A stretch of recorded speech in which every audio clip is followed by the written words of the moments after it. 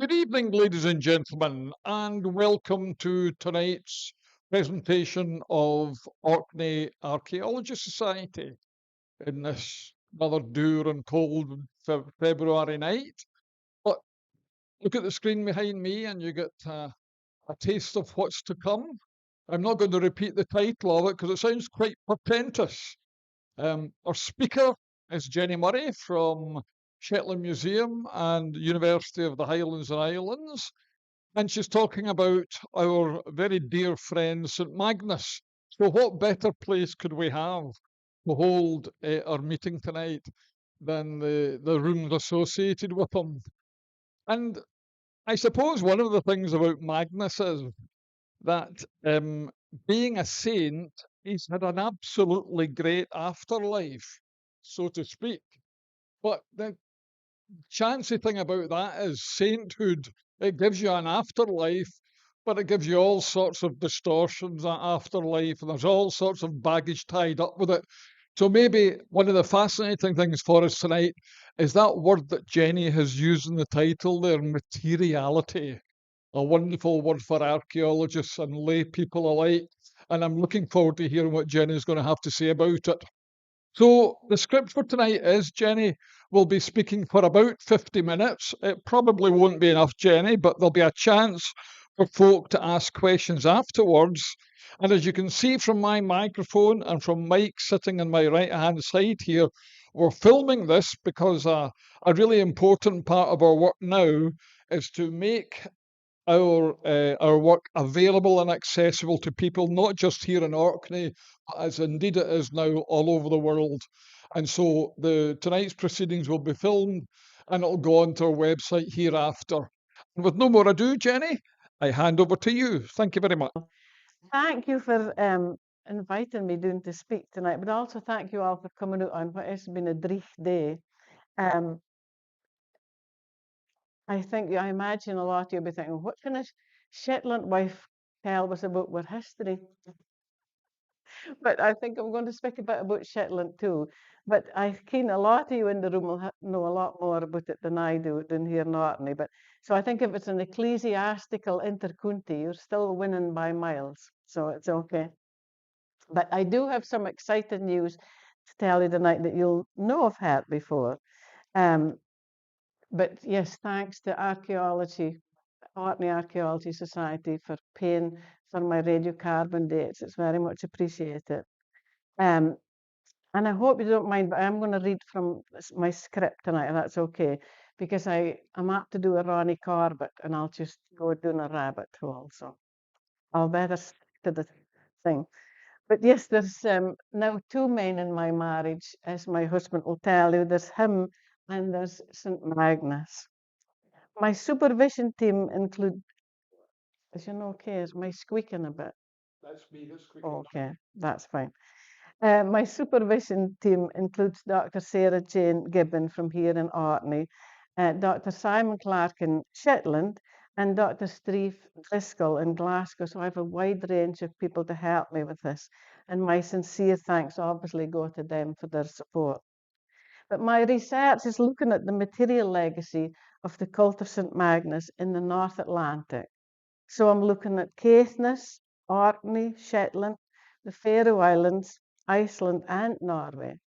Much has been written about the life of St Magnus as documented in the sagas, not so much about the material legacy that we can still see and touch all around us today. By taking an archaeological approach, I've been busy over the last 3 years recording standing buildings and their surrounding landscapes, known sites associated with St Magnus, but also the buildings that you find red sandstone in their fabric, museum artifacts associated with the veneration of Magnus in all of my research locations. Sarah Jane, that's in the audience tonight, has done a lot of this research here in Orkney and has published papers herself and with James Moore, map St Magnus in the landscape. So she's like churches, Mansi stones, and stories and memories of the landscape. And my work will complement Sarah Jane's as I delve deeper into the museum collections to record the many artifacts that survive, relating especially to St Magnus Cathedral next door. And I'll share some of that with you tonight as we go along. But first, I'm going to take you to Shetland so that I can kind of set the scene as to why I ended up on this journey. This small red sandstone, this pretty red sandstone thing here is a portable altar, and it's a lovely pretty thing, sorry, that you can hold in your hand. It's just a really lovely thing. It has two dressed edges, as you can see at the top and down one side, but the others have been roughly cut. So it's either the top right-hand corner of a much bigger altar table, or I suppose it could be the bottom left-hand corner, but it's from a bigger altar table that's been cut. And a few years ago, I was putting on a display with portable altars at Shetland Museum. And our local geologist, Alan Fraser, stopped along, as he often does, and he said, "Will Cheney Yuns know for Shetland?" And I thought, oh.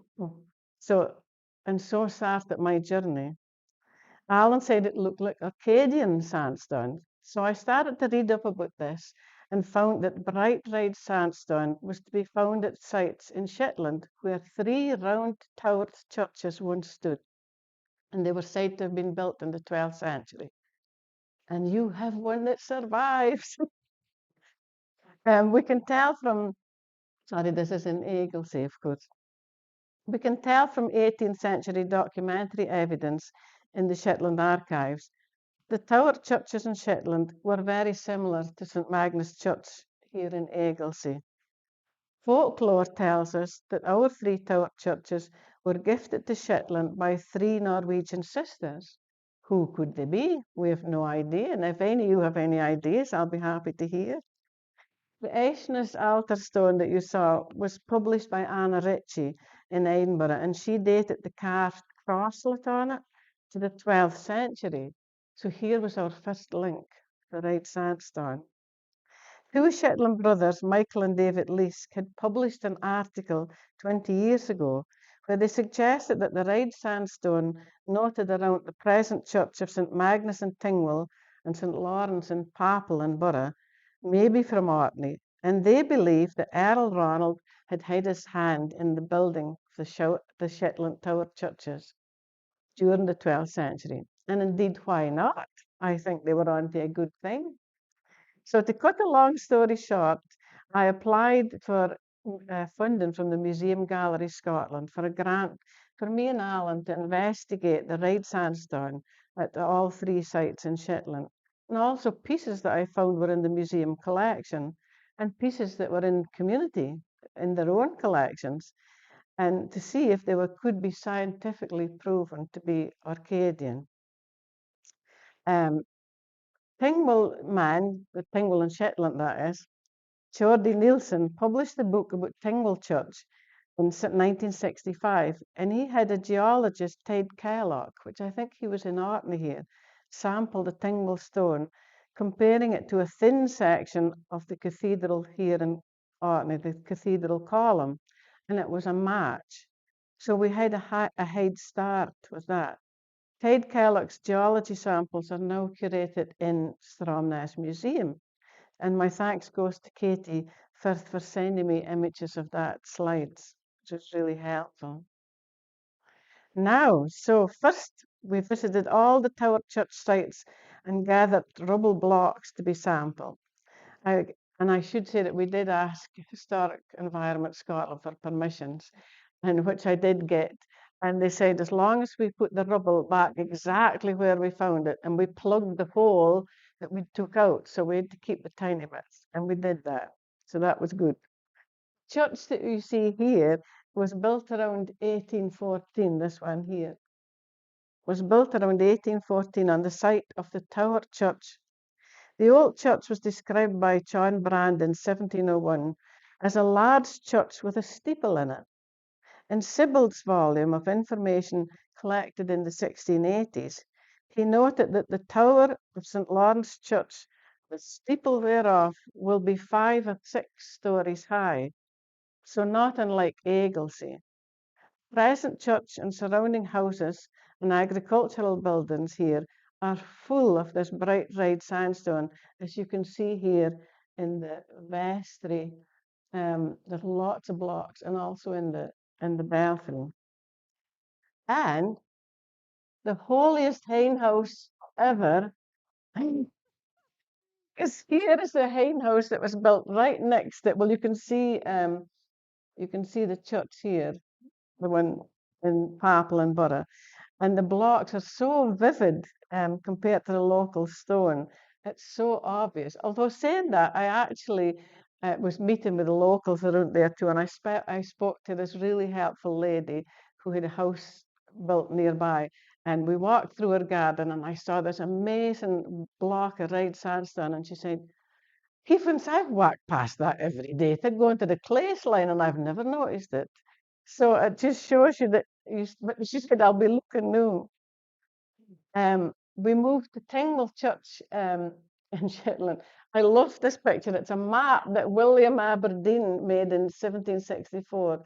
And it's like he's got the manse at such a jaunty angle. I'm not sure. I can imagine the money's just pouring out as he was going to it.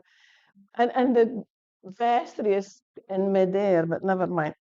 He was better at maps than he was at doing thingies. But anyway, St Magnus Church in Tingwell is seen as Shetland's mother church, was the archdeacon's seat in Shetland, situated next to the medieval ting site of Lattingham.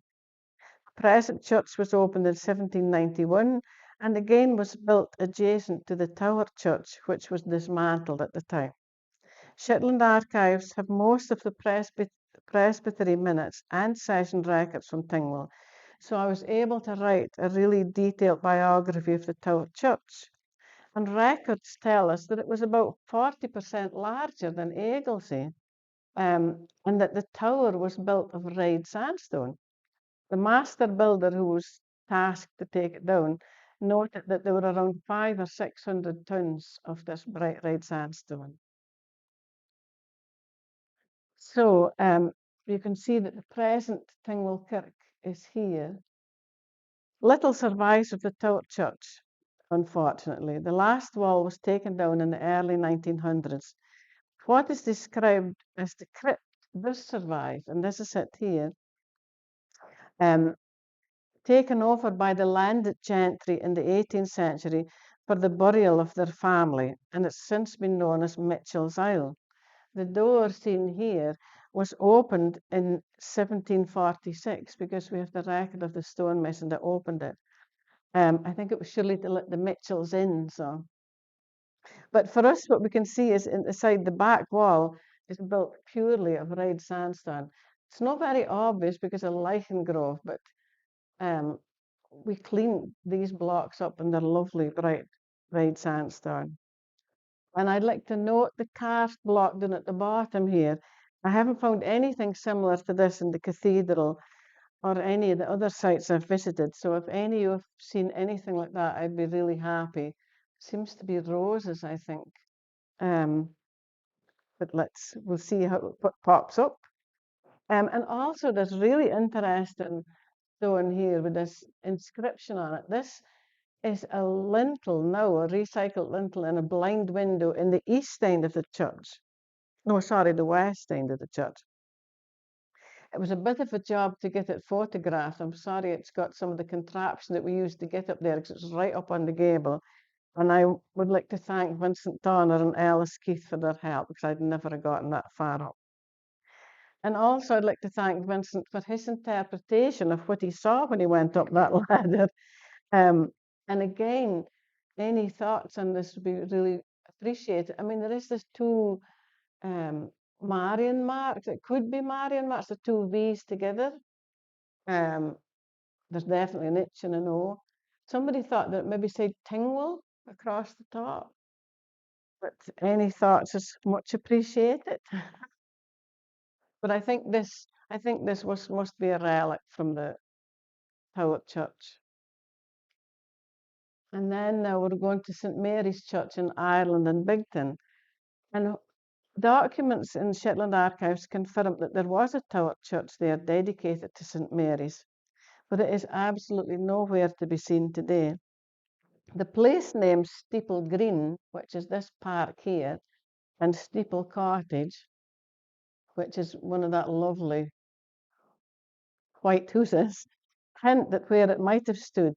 And again, I've recorded lots of red sandstone blocks in the community. There is a document in the archives that shows that the local landowner ordered the church to be taken down to build houses. And these still stand, as you can see, all lovingly, or shall I would say maybe frustratingly, plastered and painted white, hiding any red blocks that might be in their fabric. But again, I interviewed some of the residents around there. Obviously, they wouldn't have memories of the church, but their family might. And it was interesting that some of that oral history had been passed down. And then one of the men, I said, well, I was working on Jessie's house there when our lum gid, and we took the plaster off. And he said the chimney was made from lovely red sandstone. So we know it is in there, we just cannot see it. And this kind of pyramid shaped stone here is in the museum collection. And the museum record states that it's the capstone of the tower. But I've been in touch with an expert in Ireland that's he's an expert in the tower churches because they have many.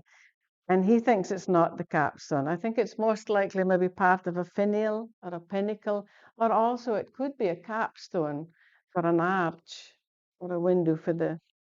But anyway, we took very tiny core samples from the capstone and larger samples, as you can see, from the rubble blocks from all three sites.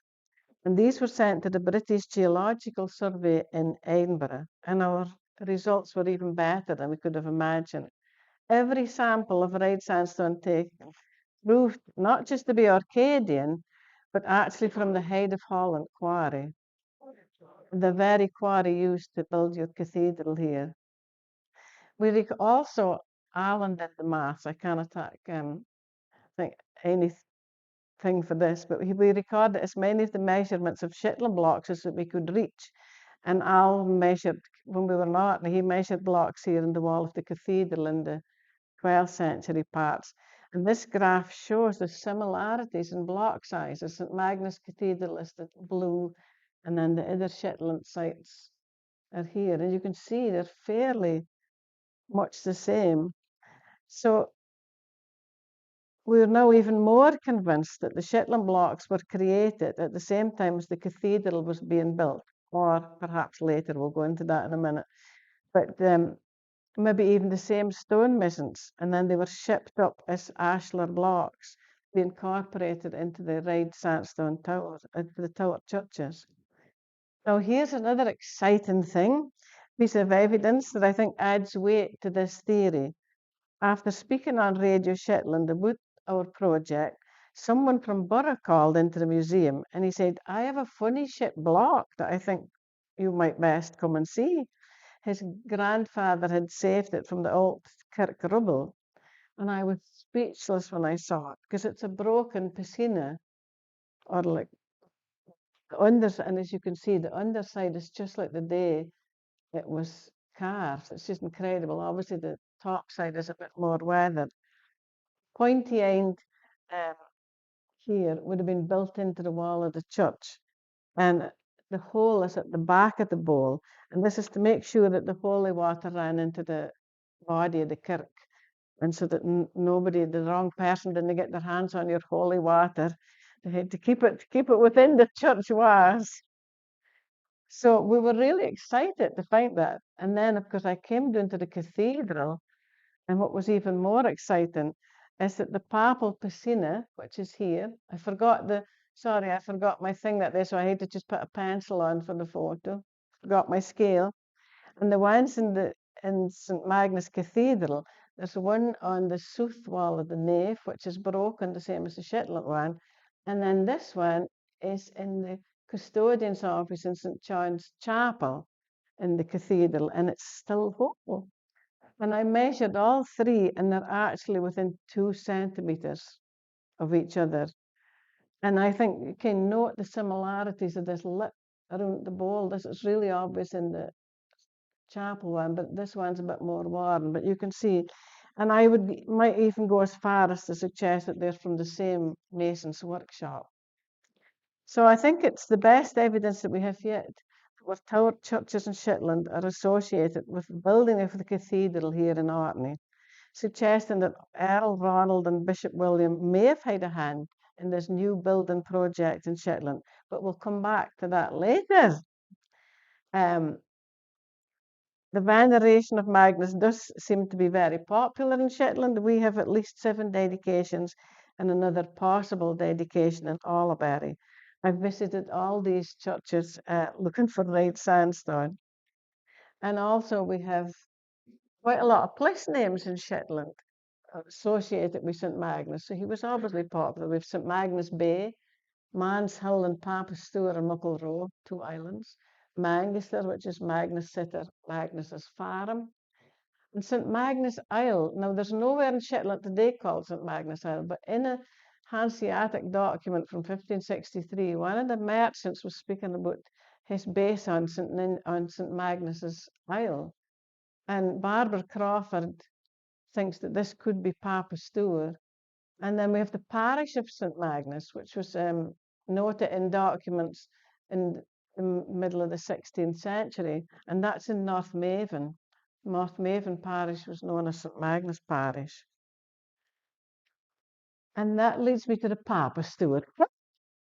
Papa Stewart is a small island off the west coast of Shetland and the home of Shetland's oldest document of 1299, which was signed in Papa Stewart. And it was addressed to Duke Haakon Magnusson and is endorsed with the seals of 7 members of the Lotting and signed in the Duke's farm on Papa Stewart. One of the signatories was Svein the priest, who may have been the parish priest. And Barbara Crawford, who's devoted her academic life to the study of the earldom of Orkney, suggests that Papa Stewart may have been the royal administration centre for Shetland. The church in Papa Stewart would have been an important building. And luckily for me, it's funny how things fall into place, but they actually got a grant to refurbish the church last year. And I was able to go across from the building when they took all the plaster off. And lo and behold, here's another lovely ride. And I've done microscopic images of all this and compared them to the ones that we have from the Geology Society, but also Tate Kellogg stuff. And it's almost identical. It is identical, to be honest. I found another piece by one of the windows, and then I saw some, and it was just before the ferry. I had to catch the ferry. There was a few pieces in the wall in the croft next door, so I will have to go back and see what more I can find. The dedication is now lost for Papa's Kirk. This important island, if it was known as St Magnus Isle, and we've got red sandstone in the fabric of the medieval church, this church would have been built from the stone. It's on the same site. There's the same story. The medieval church is no longer. But it adds weight to the possibility that this kirk was known as had St Magnus dedication too. And I'm not saying that the whole church was built like of red sandstone. There's no a lot of it there. Maybe they had like an altar table, the same as you've got here at the Bracha Bussy. There's lovely red sandstone blocks marking the altar table. So it maybe just was that the church furniture was red sandstone rather than the fabric of the building. And this is my last Shetland slide, I promise you. But this is, I think I felt I needed to mention this, Amazing House in Hillswick, which is a village up in the parish of North Maeve of St Magnus, and it's on the shores of St Magnus Bay. It did have a small chapel, which has now been lost to the sea. But on the old maps in Hillswick, the chapel is dedicated to St Magnus. And there was another church built further inland, we think maybe in the 15th or 16th century, but that's now long gone too. But this slide here shows the interior of what is reputed to be the oldest house in Hillswick. And the owners took down the inside when they were refurbishing it. And then look what was behind the lining. And this is definitely like ecclesiastical looking. It's a lovely molded block, and there's a lovely red sandstone block here. And there are a lot more.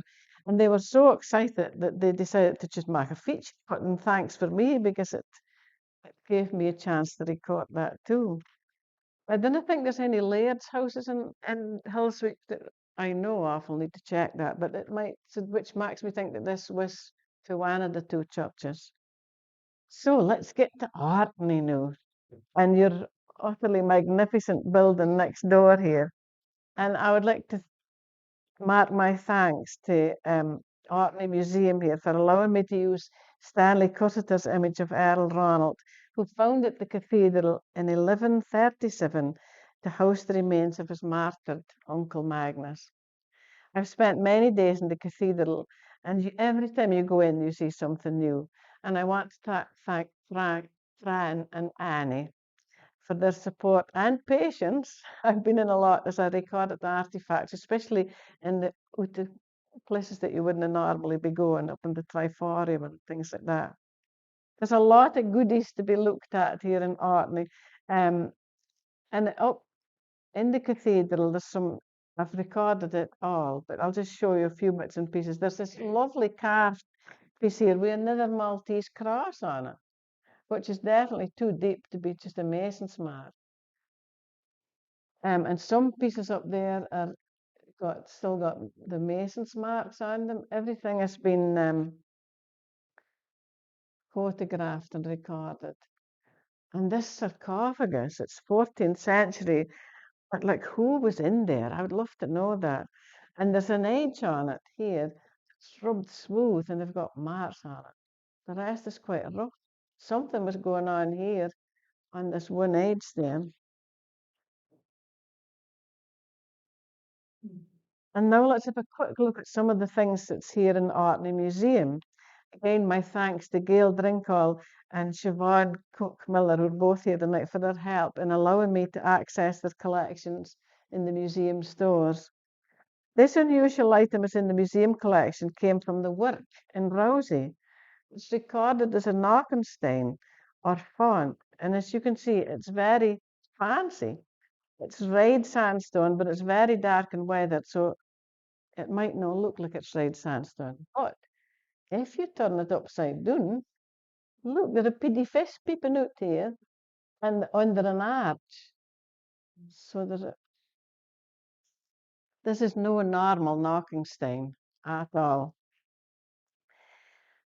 And upstairs in the medieval gallery at Caithness House, you have a very elaborate pinnacle section which is on display.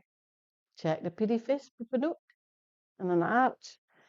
And also excavations in the work over the last few years that Sarah Jane's been involved in, they found this piece here, which I think is the top section. So we could indeed recreate the whole pinnacle like a jigsaw if we could ever get it lifted off the floor. This is really heavy. So we've not asked museum staff if we can do that yet. But notice this is what they call crockets. Now they're worn here, and especially here. This has been outside for years and years. It's very worn. You can see some of them here. The ones in the top piece, which was buried, is lovely. You can see kind of similar carving within the cathedral on the pillars that were kind of 13th century, early 13th century. And so you can see the same pretty crockets and the arches. And at some point, this pinnacle has been taken to Rousey and recycled into the buildings there. But I do think it was ecclesiastical. It's definitely come from the cathedral. I think there's no doubt about that. There's so much more that I could show you, but we'll be here all night. Mind you, if my flight doesn't go tomorrow, we could come back tomorrow night. I also visited the National Museum in Edinburgh, and they've got a lot of artifacts associated with St Magnus and your cathedral too. There are many items. There's floor tiles, crozier heads, 2 chalices, and patens, mostly found during renovations of the cathedral and likely from bishops' graves. And these are now catalogued and photographed, and I'll give Fran and the cathedral staff a copy for the records in due course so that they'll have an idea what's out there in other museums. And I'll just show you a couple of things to give you a flavour of what they had. There's 4 of these sockets which are large bronze sockets. You can see them in my hand, the size of them. And they were part of the cathedral interior decoration in the 14th century. And they would have held large gems or coloured glass, perhaps around the shrine of Magnus and Ronald. But it just shows you the opulence that would have been back in the day. And then, of course, we've got the 14th century seal of the chapter of Orkney depicted St Magnus in his cathedral, or, as people like Sarah Jane have suggested too, his house shrine here. The cream-coloured wax seal gives you, that was in Edinburgh Museum, and it shows you the detail of the matrix from the right way, if you can what I mean. But note this small tiled roof at the top here, if it is a house shrine, which is very typical of that era. And also, if you look, you can see there's some kind of cross decorations around the arches that we saw in the pinnacle.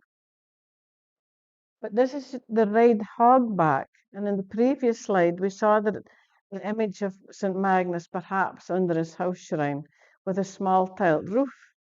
Here we have a broken segment of a red sandstone, hogback stone, discovered amongst builders' rubble beneath the cathedral floor in 1913. Your hogbacks here in Orkney are amazing, and they're all made from bright red sandstone. They date to the 11th and 12th century. So could this hogback have been part of the Magnus shrine? An heirloom, perhaps, brought to the cathedral from the grave of one of Magnus's ancestors? We'll never know. You can see, but it spent some time outside and it's in a burial position because this is weathered at the top, but the bottom layer is still lovely and crisp. It was probably underneath the ground before it came into the cathedral. But it's just another suggestion to think about this lovely thing. But anyway, now we're getting to the exciting things. The discussion of the shrine of St Magnus brings me to some very exciting new information. I feel probably the most important thing that you have in relation to the veneration of Magnus is this wooden reliquary box that's currently on display in Orkney Museum. It was discovered in 1919 during renovations of the cathedral. The box had been placed within a cavity in the south pillar in the eastern end of the cathedral, to the right of where the shrine of St Magnus would have stood at the high altar. Professor Reid, who examined the box and its contents, noted that the case practically filled the cavity and lay with its long axis directly from east to west. The wood was somewhat decomposed at the west end of the case. You can see that here. And it contained part of a skeleton which was examined by Reid, who believed it to be that of St Magnus due to the damage in the skull. He noted that the skull lay at the west end of the box, with its face directed to the east, ensuring that the remains were adopted the accepted position for the day of the resurrection. This also implies that it was a Christian official who positioned the skeleton in the box and carefully placed it into the pillar. The date of the reliquary box has remained a mystery until now. Many believe, including myself, that it may have been quickly secreted into the column during the Reformation in an attempt to save it from the saintly remains from the subsequent iconoclasm noted through Scotland during this period.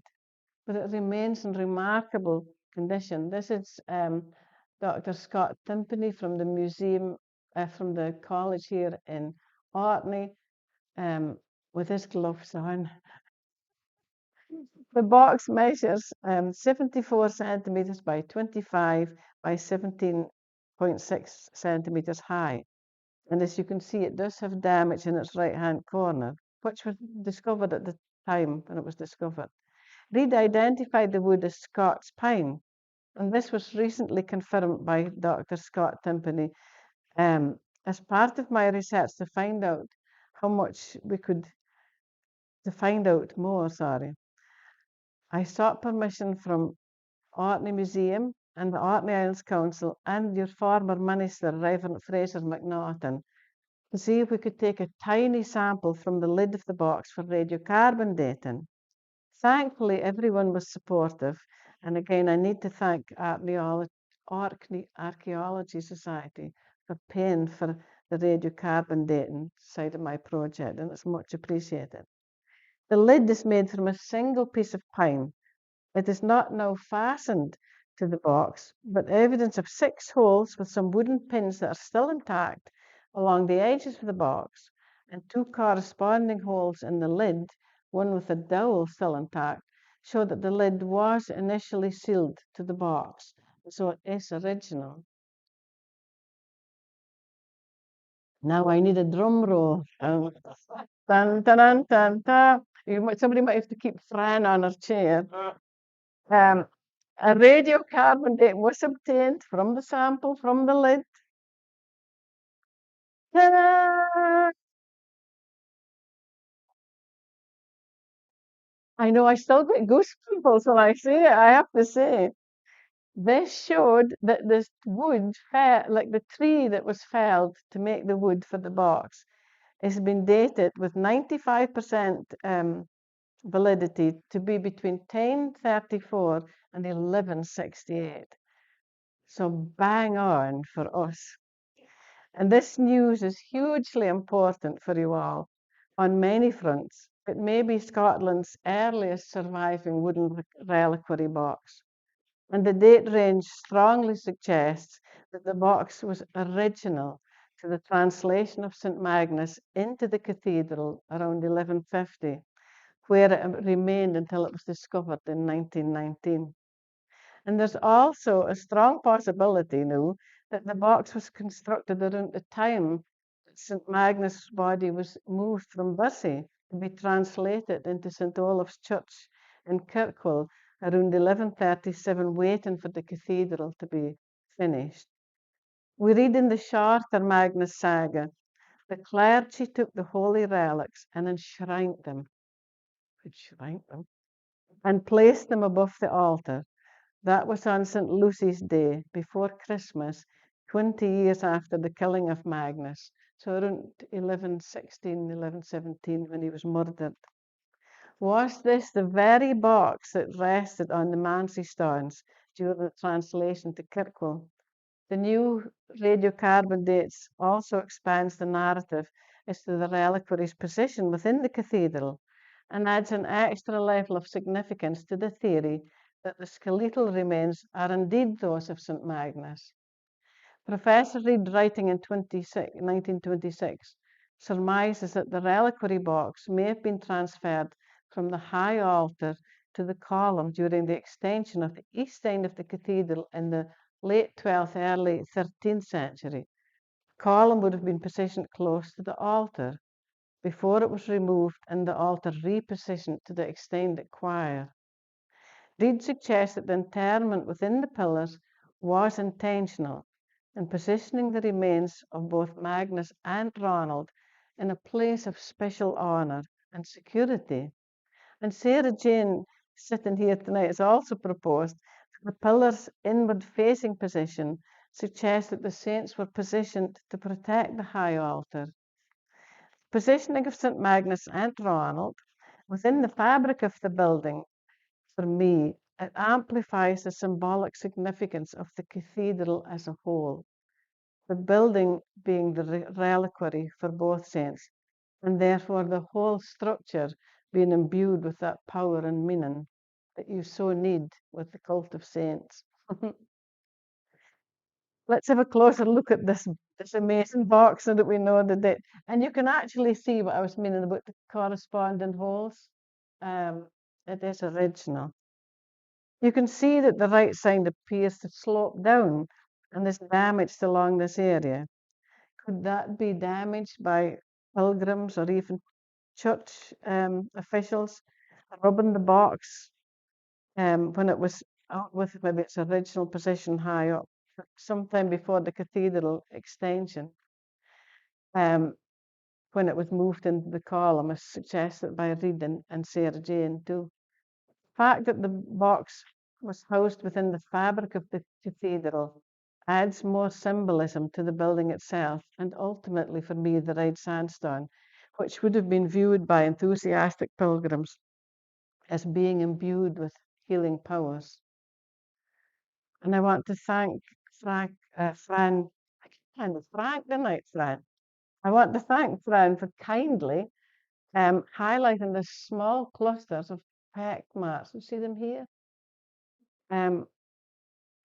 On some of the columns in the cathedral.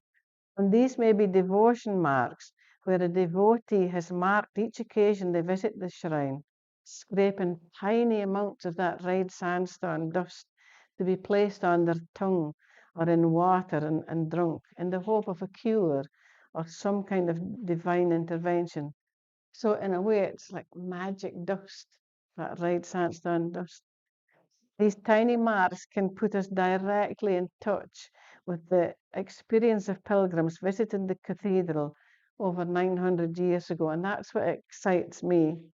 And I don't know if you've ever noticed when you're in the cathedral, as you enter the area where his original shrine would have been before the cathedral extension, there's this there's rubbed stone. It's kind of difficult to, it's just as you turn in, but you can see a denki to it, as we would say. And it's at the entrance just as you go in, where the pilgrims would have entered. It's difficult to photograph, but you can see how the stone has changed over time. And it's at the level that you touch as you go in to the sacred area. And this is at the very heart of my research, as I want to think about how communities engaged with the materiality of veneration. The experience of the devotee, how did they feel as they entered this grand cathedral and the new churches in Shetland, like St Magnus Church in Tingwell with its red sandstone tower, which must have been like a beacon in the landscape. And maybe that's what like the pilgrims would have known, head to the red beacon and tower. And you think that these towers would have been the biggest constructions in 1,000 years since the Brochs was built. So it would have been huge. With St Magnus and St Ronald being placed within the very fabric of the cathedral, as I said, the building itself could be seen as the reliquary, and that makes our red sandstone more special. So were our churches in Shetland built in the closing decade and early decades of the 13th century, when the new extension was being built here in the cathedral under the leadership of Bishop Bjarni? Or did Earl Ronald and Bishop William begin this new building program in Shetland at the same time as the cathedral was being constructed? And two things are possible. The two things are possibilities, because it could have been that when they were dismantling the east end of the cathedral, maybe they were recycling the blocks of the Shetland. We didn't keep when they were dismantled. We'll probably never know. Orkney Inga saga tells us that Ronald had support from the Shetlanders, especially during the period when he was trying to regain his family's share of the earldom. Ronald spent time in Shetland, and his father, Col, recognized that support and told Ronald, the Yatlanders are your friends. And we still are your friends. The majority of miracles listed in the saga were Shetlanders travelling down to his shrine. And once the new churches were built in Shetland, did one of them get a Magnus relic? Most likely St Magnus Church in Tingwell, near the island's central Ting site.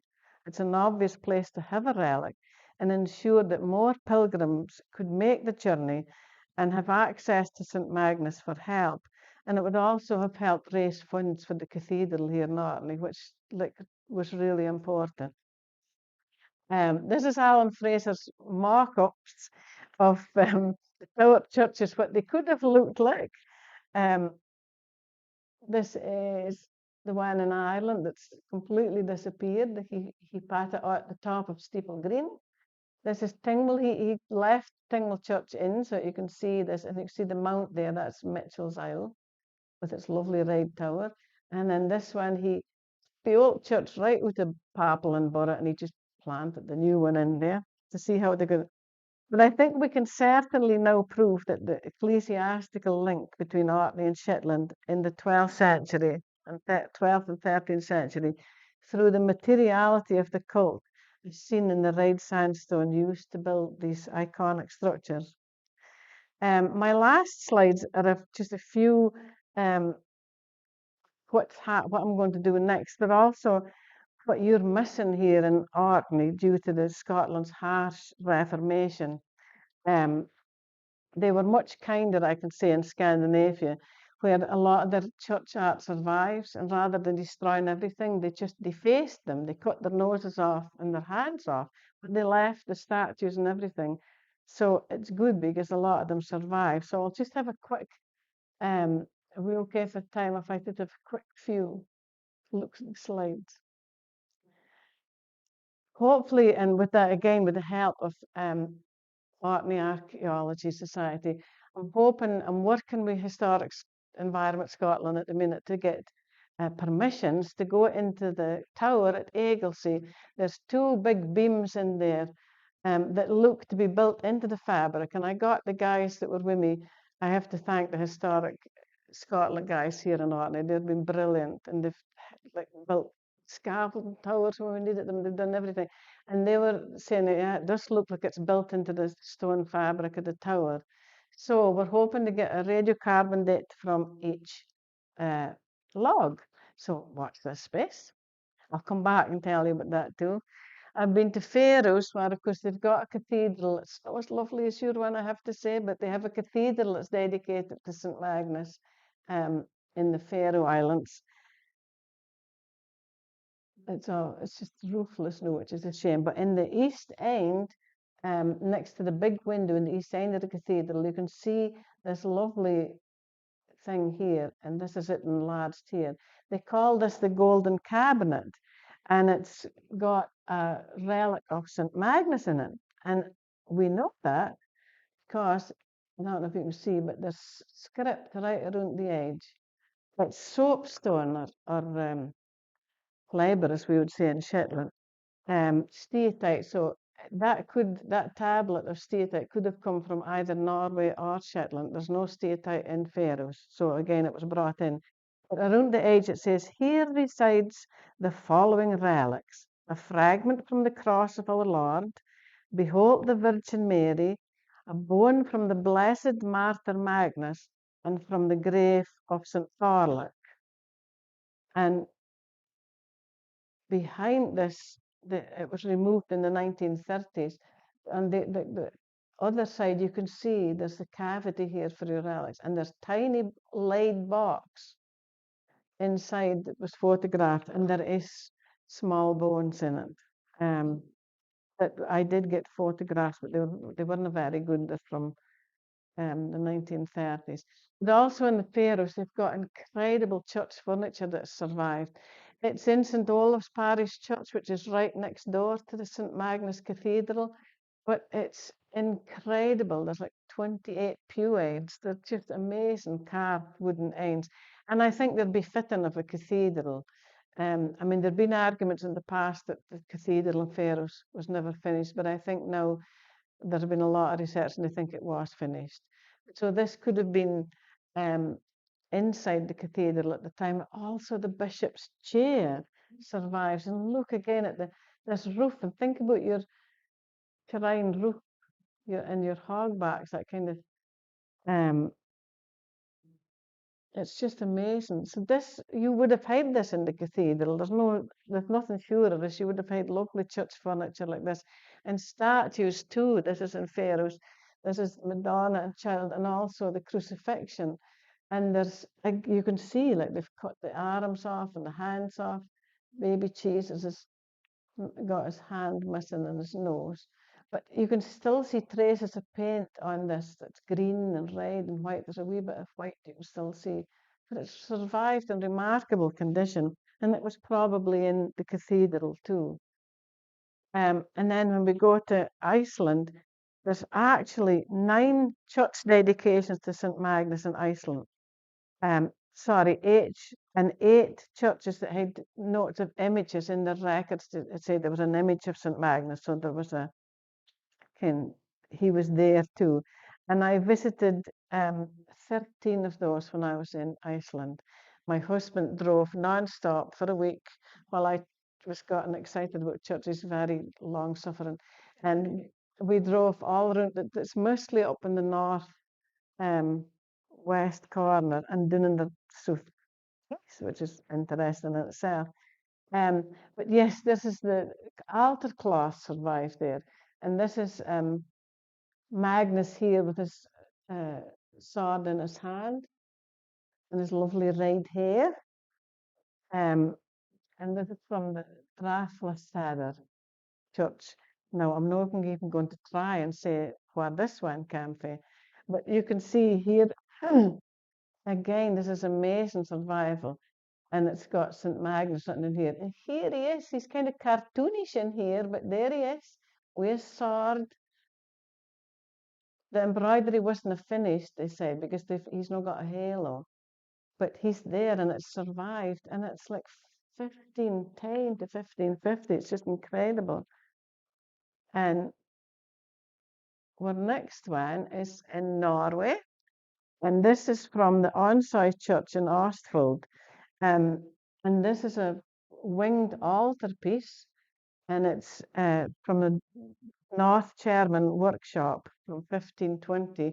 So again, with all our Hanseatic imports and stuff, you would have had things like this here in Orkney at the cathedral. This is St Magnus standing here.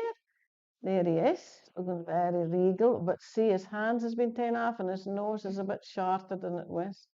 And I don't know if you could see it, but I just see A.D. Izzard when I look at him. Or I do. Or it's like Susie Izzard, as she's known now, sorry. But I think like she's such a brilliant comedian. I really like her. But once you see it, you cannot no see it. So I have to try and remind myself that this is Magnus. But it's incredible. Like the paintwork is really brilliant. And then here I am in Trondheim Cathedral. This is the front where it's all newly done, but it's based on what was there before. And St Magnus is there. He's here. But I got to go with the cathedral curator into the stores, and look how excited I am. Oh, I was just muddling with excitement because I actually got to hold the original carving of St Magnus's from the original, like the 12th century. And this is his head. You can see his floral band. Sorry, his face is missing, but I still got to hold St Magnus in my hands. The curator took a photo because he was laughing so much at how excited I got. So that's really what I was going to tell you about. And I also just want to take a moment to thank everybody in Orkney, because you can't do research without the support of people, as I was saying, like the cathedral staff and the museum staff. And Colleen Beatty, I have to say thank you to her, because she lets me access her extensive library and she lets me stay in her house for 3 weeks so I can write, which I really appreciate it. I have the cat sit at the same time, but that's okay. But it really is really helpful to be able to just disappear somewhere on your own for 3 weeks at a time. So I really appreciate that. And also to Gail Drinkall and Paul Johnson, who put up with me every time I come to Orkney and feed me and give me wine. And like, you cannot do it without friends and museum and cathedral family that helps. We all work together. But thank you. I mean, there is a few slides, because the last note to say is, it's not just the cathedral that's got the red sandstone in them. Some of your Orkney kirks have them too. Hallow, look at that lovely stuff here on the arch, which is definitely put there to be seen as you go into the more holy piece of the church. You've got St Mary's at Borwick, but again, it's plastered, but a lot where the plaster's coming off, you can see it in the building of the church. St Mary's in Rousey. Look at this lovely carved. There are lots there. I've recorded every bit, and it's all in spreadsheets. The capstone at the arch from St Mary's on Wyre, And this makes me think that maybe that capstone we saw in the Church of Ireland at Bigton in Shetland is the same as St Mary's. There were only two pieces that me and Sarah Jane found, one here and then another piece in the arch that went through into the chancel. St Magnus and Bussy, there's a lot there too. And when they did excavations in the 1980s, they found the wall of the previous church, and a lot of that was built with red sandstone. Of course, you've got your lovely window that's in the church wall. I found pieces inside the church and out in the graveyard, which has all been measured and recorded. Um, and then they said there were no red sandstone in Egglesey. Me and Sarah Jane found two pieces, and I have to thank her because this piece is right up on the gable point, and the historic Scotland guys built with a lovely tower, and I got halfway up and then the legs went like jelly. But Sarah Jane went, I know, but she went right to the top and took that photo for me. Thank you. And then there's a piece here, which again, the guy said, well, this must be original because it's built into the gable wall. So there are a couple there too. But also I've recorded some in the walls around the churchyard and further out with the churchyard, there's stuff in the walls. And I think I'm right in saying that that's no natural, right? Sandstone's no natural to Egglesey, so it was brought in. It was, the same on Einhallow and Wire. They were bringing it in for some reason. Oh, and I'm not the shy again. Right, thank you so much for listening.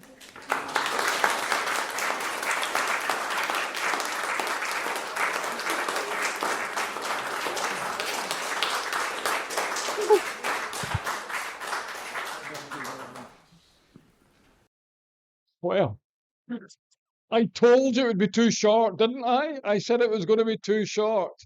And you'll know in future, you'll be able to say that you heard it first. You did. Right? Absolutely fascinating, Jenny. Thank you very much. And what a story you've told. I have to say, with such generosity in bringing other people into and the sport that you've had in doing your research. But wow, that opens so many other doors for us. Let's move on to questions or a conversation with Jenny. Can I just kick off with one very short thing? I was fascinated by the red sandstone there, and there'll be other people. I know Chris G will know this. The old Kirk Rendell is just one very large wall that's left. It's full of red sandstone, and people will have other stories of that kind that you've been detailing and documenting for us, Jenny. But let's move on to questions. Who'd like to go first?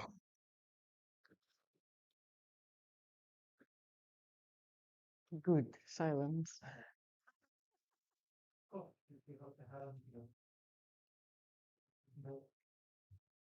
Hello, Bruce Gorey. With my vast knowledge of archaeology, vast scout badge in archaeology,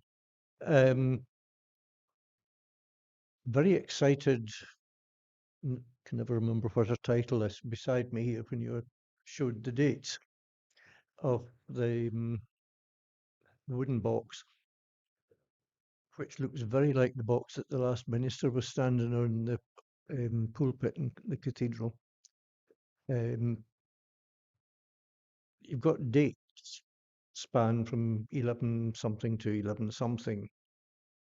That is the date that the tree was planted, the date was cut down, or It was the date that the tree was felled. So the carbon, they can check. Oh, I would need to get the archaeologists in the room. But it's once the tree is felled, it stops producing. Yeah. So that, um, so that's the date that the tree was felled. I'll go back to that slide just for Fran's sake again. There we go. Yeah, so that's the date that the tree was felled. So in that sometime between 1034 and 1168, and we everything, it might have had a previous life before it was then made into the box. It may have been something else. do they know how old the tree was, given that you've got whole planks? No, I don't think. No, it would just Nobody be. counted the rings. No, it's It's, I did, we have spoken about that, getting a dendrochronologist to look, but again, it would be if they can visualize the rings, and it's quite expensive to do that too. So we thought we'd start with radiocarbon dates and see how it goes. And that gives you kind of a starting point. A good start. Yeah, yeah. And it's good to see Chris is in the audience tonight too, because I keep meeting him out in the room and he say, I found another piece. And then he'll say, if you go walk along this dike and look at the next thing, then so he's added to my spreadsheets greatly.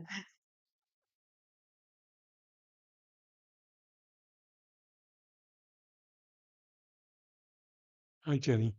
Do you think at all that any of the red sandstone that you've found around the North Atlantic has actually come from St Magnus Cathedral itself and therefore been extra holy and used, say, as the portable altar stone or something rather than just the sandstone block that's Yeah, been built with?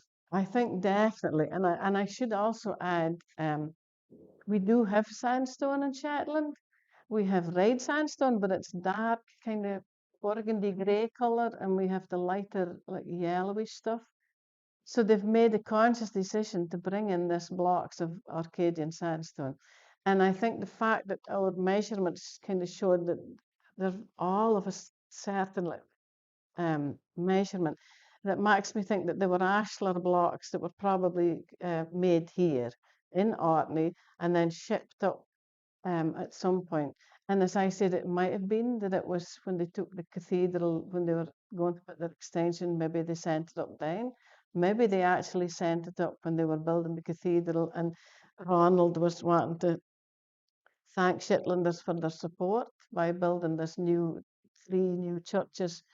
And again, it would have certainly, if there was a relic, that would have added to their getting money for the cathedral. But I do think that the red sandstone obviously had this imbued with the same magic that your cathedral's got.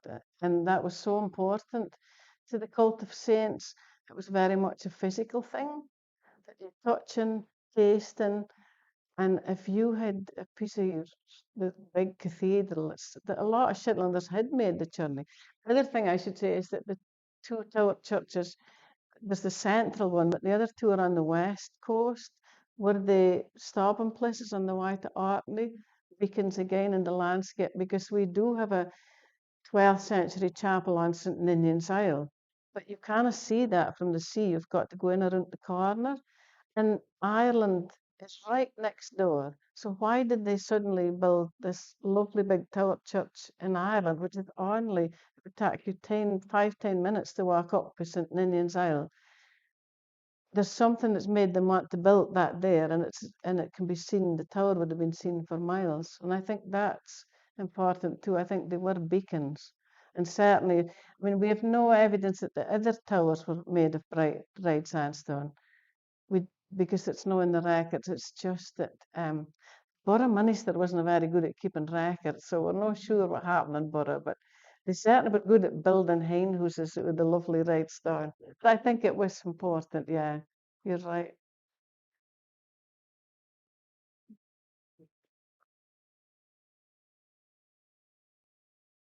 Thanks very much. Yeah, you had me in tears there, Jenny. Thank you. I'm glad I made When that somebody slide cry. came up, big lump in my throat, still there. I'm not going to ask about the box store. I'm going to ask about the red sandstone. Have you got a sense at all from your researches that the red sandstone was significant because of its association with the cathedral, or that there was something else that was going on, that the cathedral itself was built out of red sandstone because it was significant, and therefore the other churches were significant because they were built of red sandstone? Connection with the cathedral being important too, but do you have a sense of why that stone was considered to be so special? I think it is to do with the cathedral. And of course, as you know, like the red is associated with the murder and blood and things like that. Thomas Becket's shrine is made out of red stone too, and I think that so it's important. And of course, you're very lucky that you've got your Head of Holland quarry, and it seemed to be that's the quarry that the cathedral was built out of, and it's the same. We're seeing the exact same stones in Shetland. So I think it is, my gut feeling is it's to do with the cathedral rather than, I mean, and obviously the colour of the stone too, but I think it's the association with the cathedral and the cult of St Magnus. Love it.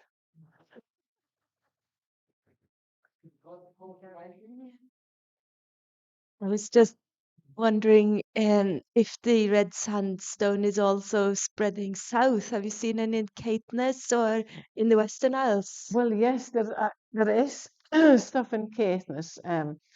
We had a great day out in Caithness, and Gail's Paul drove us, which was great. So that me and Sarah Jane could just sit back and gather up. And there is red sandstone at the Caithness Kirk. There's a window there, and there's bits and pieces. There's a farm building that's got a lot of coins in the corners and that.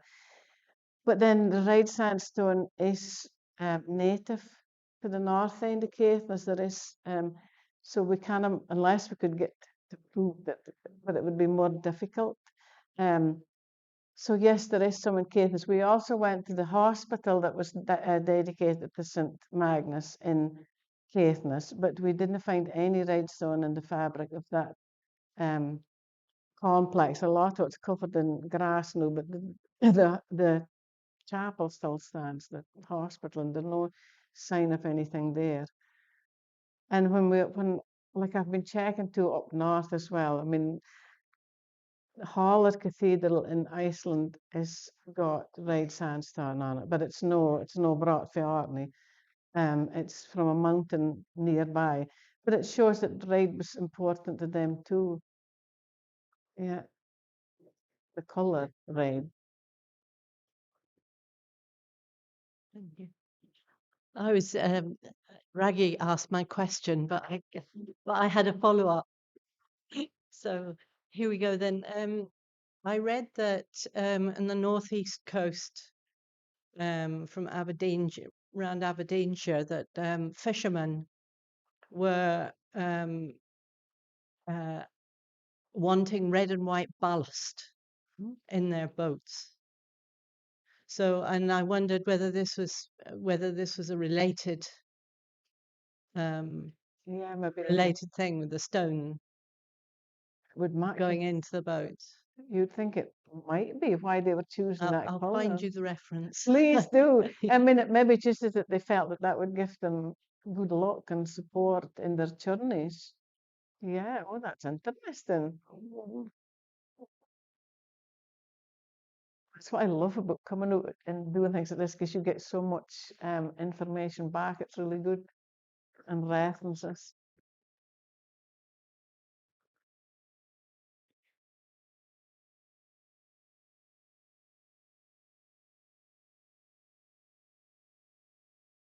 Just excuse my complete ignorance, but I'm just wondering, what about the yellow sandstone then? I mean, I know it's obviously dead easy to find the red sandstone, but is there any evidence that there was anything special about the yellow sandstone?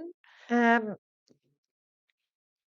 do Orkney have or some in the cathedral, don't you? There is red and yeah, yellow, but it's mainly the red. yeah. I did look when we were doing the churches in Shetland.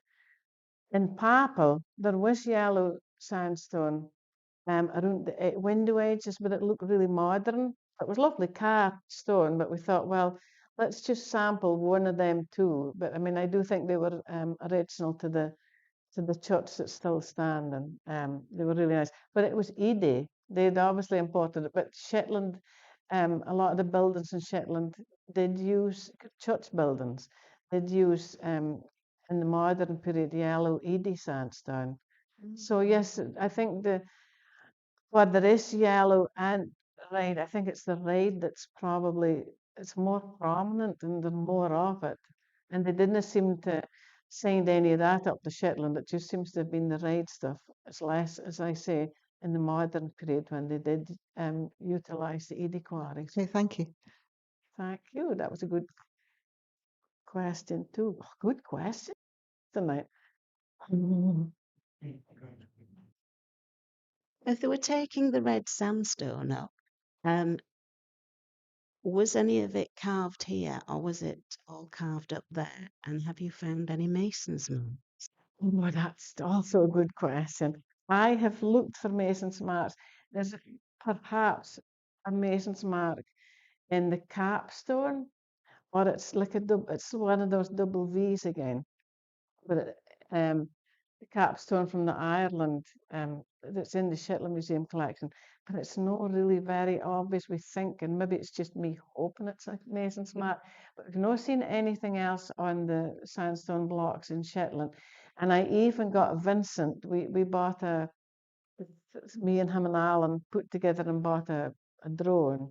So we got Vincent to drone all around the belfry and everything else and zoom in so that we could see if there's any mason's marks. We've not seen any yet. But I do think that, especially when you see the piscina and how similar it is to the Orkney things, I think that they were probably, the stonemasons were here already, whether it was when the cathedral was being built or whether it was later when it was being extended. I think they were shipping them up as blocks. And then I don't know where we would look to try and find the evidence of them. Like I know that there's evidence outside the cathedral where the shore was, where they were making the blocks. So you've got the debris from that process. I don't know where we'd look in Shetland, but one of the interesting things, because I'm looking at place names too, just below Papel Kirk, there's a big noost that the house next door is called Skudenost. And that's like a skude is one of the kind of cargo ships, boats that they would have used. So it could have been that they were coming into that noost. It's quite a big noost. Seems a bit of a, so it could be. And so I've been at the beach to see if I can find any bits of red sandstone around Skudenost.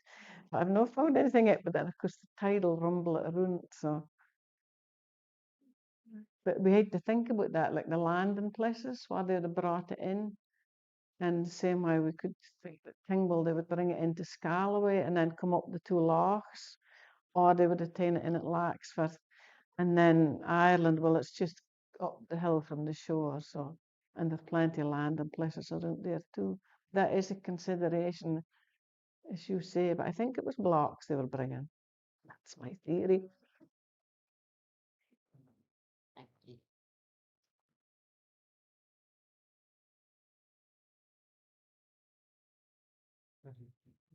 I've read that there was a pilgrim hostel or hospital near Evie, between Evie and Costa, and there's a house with a Spittal name there Okay. somewhere nearby. Has that area been looked at to see if there's any other red sandstone? No. So that's a like that, dude. His name is Spithersquy, and it's most likely to be a Spittal name. It's the only example that we have in Orkney of a potential hospital. But when I was doing my research, I didn't get permission to visit that property, so we couldn't get to it. There was it's called Grassy Go. There's a landing spot nearby, which I think is one of the theories is that would be a place people would have departed from West Mainland on their way to Egglesey. Okay. And the hostel or hospital is just up the hill from that, so it might be worth seeing if there's any physical remains there if they're given permission. To have a look, because we have been, I mean, Sarah Jane, you recorded a lot of the red sandstone in the Kirks in your thesis, and I've done a bit more too, like as well. We've been doing a few, but to be honest, I've not had time to do them all here because it's mine has got arms and legs that are going up to Faroes and Iceland. But that would be a really good research project for somebody here in Orkney, a master's or something, to just record everything. Because there's a few on islands that maybe not be so easy to get to, like a few blocks of red sandstone and builded there. Like, what's the name of the island? That there's a few, can't I? Well, if you want me to repeat so the place name Spithersquy is the house name, and in its earliest form it's a spittle, and then it shifts to Spither. And so it's the only example we have of a potential hospital in Orkney, and it's right adjacent to the landing place Grassy Gill, which is part of the Magnus traditions because it's not grassy, it's not in a grassy area, so it's one of these traditions where the ground was turned to grass when Magnus landed there, the same as happens in Egglesey when the grass turns to green where it wasn't before. So it's all part of the martyrdom traditions, and then that is most likely to be the access point to Einhallow, which would take you to the monastery in Einhallow, which may also have had a reliquary tower, which has been the most latest interpretation of the tower in Einhallow. So, and there's quite a lot of other sites that Jenny just can't get to in terms of the red sandstone. There's red sandstone blocks, moulded blocks, in many of the parish kirks in Orkney, just one or two, and they're built into the post-Reformation kirks, but most likely would have been there pre-Reformation. And they're often in the kirkyard. If you go in any of the kirkyards, have a look and you'll see one bit of red maybe in the wall. None of them I have found to have mason's marks, just for Annabelle there. But you can only see one or two sides of them, so you can't see them all. But there's a lot of kirks. So Jenny's been focusing on those ones with a connection to Magnus, particularly. But it's certainly, when I was thinking about it too, I was thinking about the distribution of that red, certainly connecting parish churches to the mother church, to the cathedral.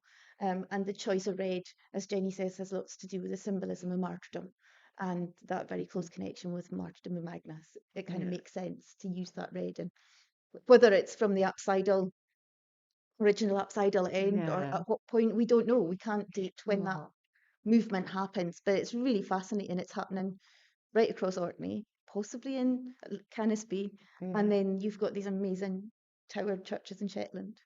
We're one big happy family. Any other questions, folks?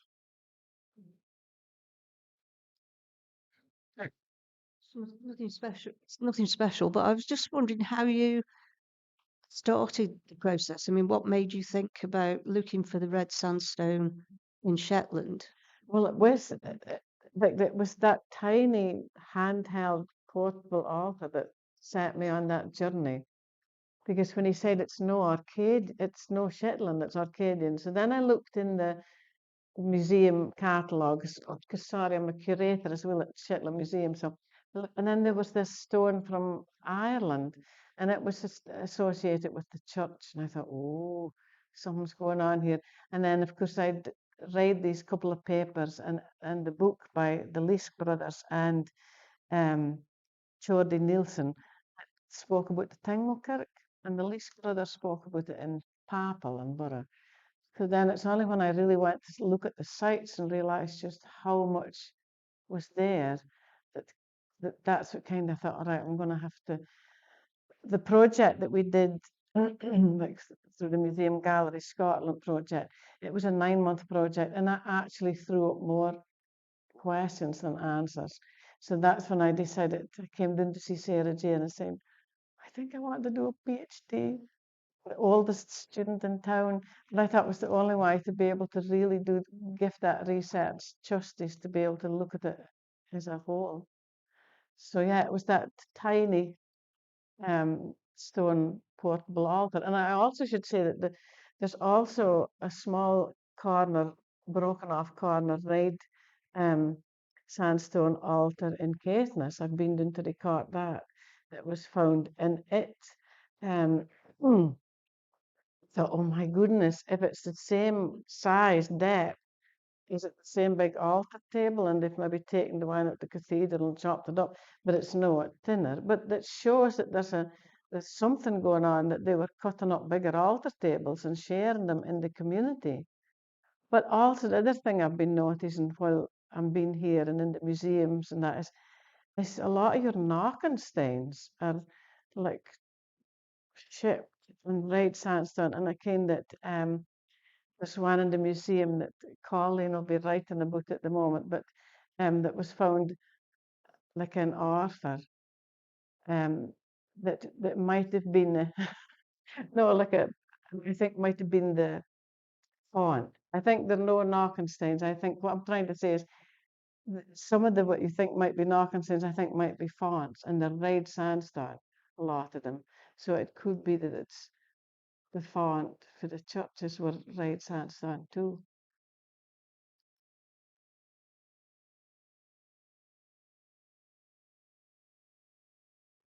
Church furniture, that's the word I'm looking for. I think you probably know what's coming, Jenny, but what does all of this tell us about the towered kirks? I'm thinking about that wonderful one that we would have had out in Dearness with the twin towers. Mhm. You know, where are you seeing that relationship to Magnus?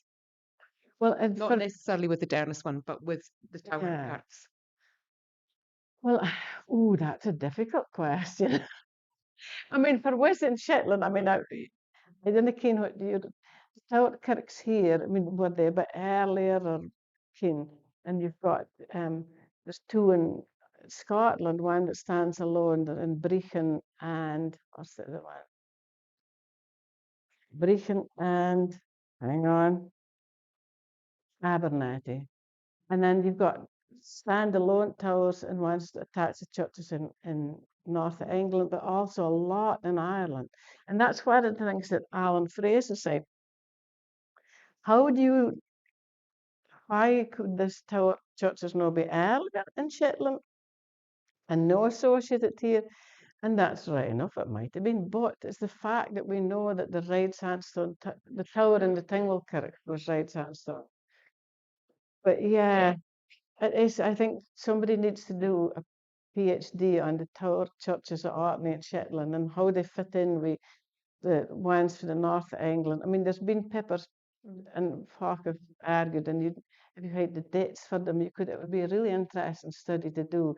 But I've kind of just more focused in on the Shetland ones. I've been a bit selfish with the tower churches. Yeah, I've been. It's another PhD. Shall we take one more question? Oh yeah, that's true. Carbon dates, for if we can get the carbon dates in Egglesey, that might help us at least get a date for that church. One more question. The piscina that you showed, one of them was broken, and you said it was in the nave. Yeah, Because inside or outside? it's on the inside. Oh, sorry. Okay, in that case, Sam, you come in, I'll show it to you, Bruce. yeah, It's just hadn't been aware of one inside. I knew there was a broken one outside the bishop's stone, yeah, I think. Yeah, I think that's Yep. Stu. it's in a same pretty sort of thing, yeah. alcove, Not churchy. just before the Okay. transept. There's not on the south side. Let's see if I can right that one. That do? I'll leave that there just for plan.